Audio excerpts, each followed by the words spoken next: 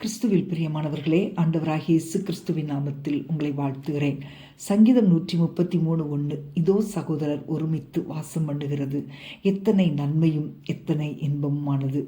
தேவன் எப்போதும் தம்முடைய ஜனங்கள் மற்றும் குடும்பங்களில் ஒரு மனம் ஒற்றுமை விளங்க வேண்டும் என்று விரும்புகிறார்.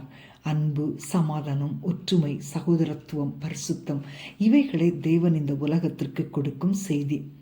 அன்பான தேவனுடைய பிள்ளைகளே, தேவனுடைய வார்த்தைகளுக்கு கீழ்ப்படியாமற் போவதே பகை, விரோதங்கள், எரிச்சல், பொறாமை, குழப்பங்கள், வியாதி, வலி முதலானவைகளை கொண்டு வருகிறது.